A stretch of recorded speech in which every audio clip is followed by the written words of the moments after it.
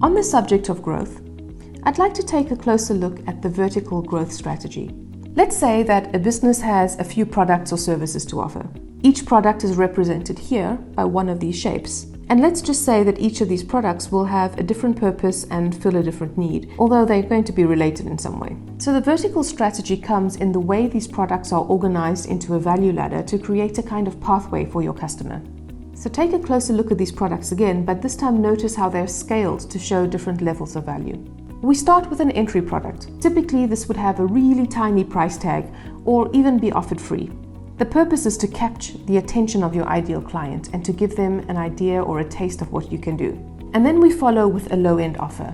And this purpose is for the customer to try you out with a small commitment on their part. So you solve an important but a relatively small problem, build their trust. They should have an amazing experience and want more of what you have to offer. The mid-range offer then is a logical next step for your customer to take. They trust you, they know how you deliver, and so they sign up for you to solve an even bigger problem for them. And then comes the premium offer, which is the highest value. It's the all-in package where the customer expects the same level of wow, but you continue to blow them away.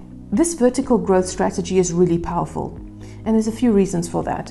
The first is that it's unlikely that a completely new prospective customer will be ready to dive in straight away at the deep end with your highest value offerings.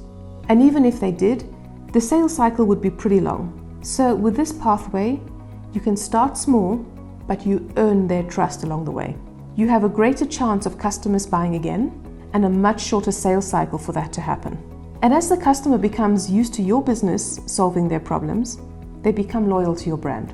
And for you as a business, rather than looking at individual purchases by each client, you'll be able to measure the lifetime value.